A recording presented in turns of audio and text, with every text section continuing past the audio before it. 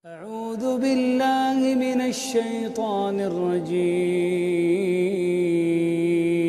بسم الله الرحمن الرحيم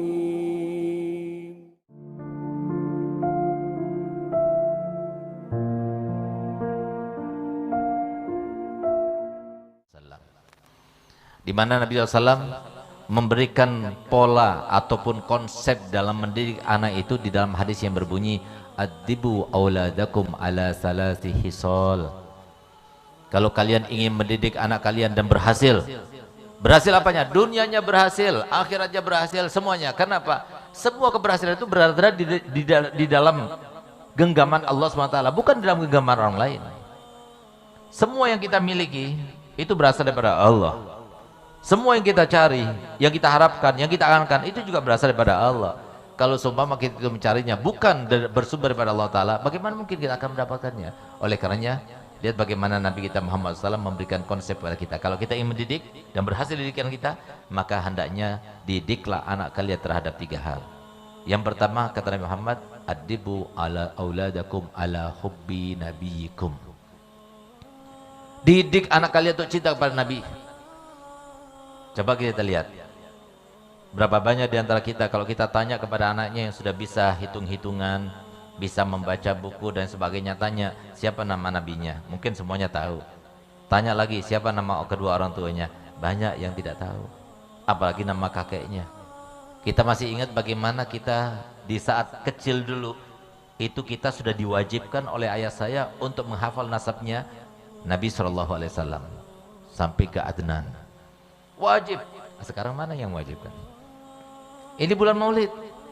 Harusnya kesempatan untuk kita itu membaca sejarahnya Nabi Muhammad SAW supaya kita lebih cinta. Supaya anak kita tahu. Untuk membaca sejarahnya Nabi itu nggak perlu menjadi orang alim dulu, nggak perlu. Menjadi dai dulu, nggak perlu. Nggak harus. Kita beli buku terjemahan sejarah Nabi Muhammad SAW, lalu kumpulkan anak istri kita, ayo kita baca. Ini bulan Maulid, bulan hari kelahiran Nabi Muhammad. Bulan yang harusnya kita jadikan untuk memupuk cinta kita pada Nabi Muhammad, karena kadar keimanan kita dengan kadar mahabbah kita pada Nabi kita Muhammad SAW. Sehingga apa? Dibaca dari mulai saat lahirnya, apa yang terjadi di waktu kelahirannya, kapan ibunya meninggal, kapan ayahnya meninggal, kapan kakeknya meninggal, bagaimana kecilnya, masa kecilnya, bagaimana masa mudanya, bagaimana sifatnya, biarkan anak kita tahu. Kalau kita tidak mengenalkan yang semacam ini, bagaimana mungkin itu akan cinta kepada Nabi Muhammad? Padahal yang namanya pengakuan itu kan suka dilakukan oleh manusia. Contohnya seperti ini. Saya mau tanya Pak, Bu, saudara-saudara kami semuanya, antum semuanya cinta kepada Nabi Muhammad apa tidak?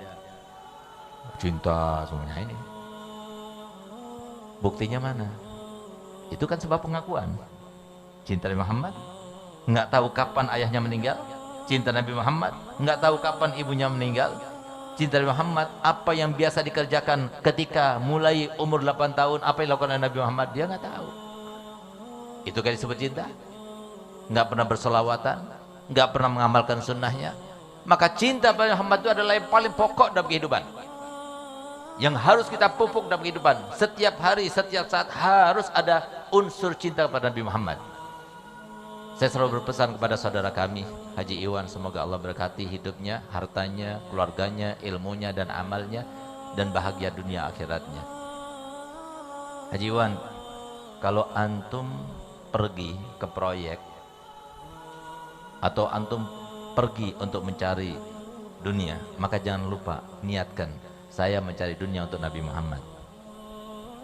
Saya berusaha mengumpulkan harta sebanyak-banyaknya untuk Nabi Muhammad. Niatkan seperti itu.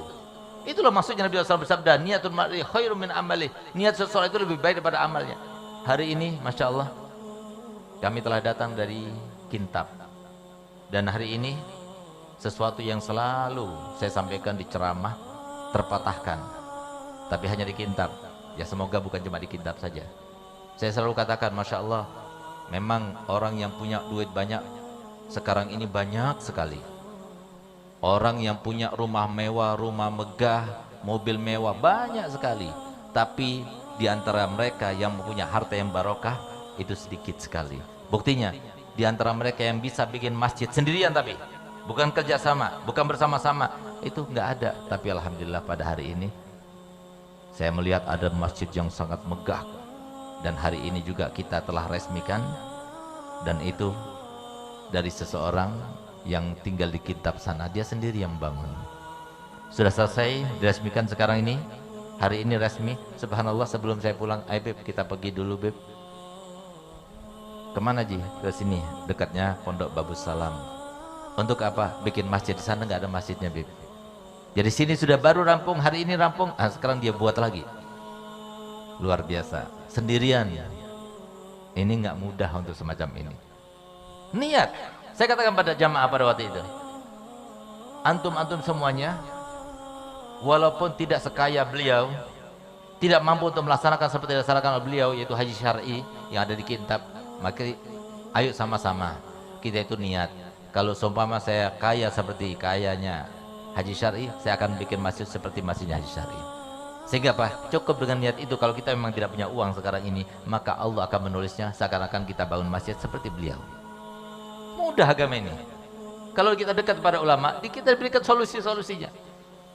Tapi lihat bagaimana seorang Haji Syar'i ini bisa dia itu mengkukuhkan dirinya, mengkokohkan niatnya sampai terlaksana dan terbentang masjid yang megah itu 32 kali 32. Itu luar biasa. Nah, ini contohnya. Kenapa demikian? Dia itu ingin berbuat untuk Nabi Muhammad.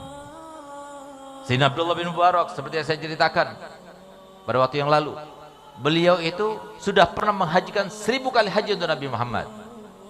Semua ulama yang ada di kota Baghdad sebanyak 200 orang semuanya berada di dalam tanggungannya. Kenapa? Karena berdasarkan cinta pada Nabi Muhammad. Cinta Nabi Muhammad itu menjadikan semuanya itu mudah. Yang sulit jadi mudah.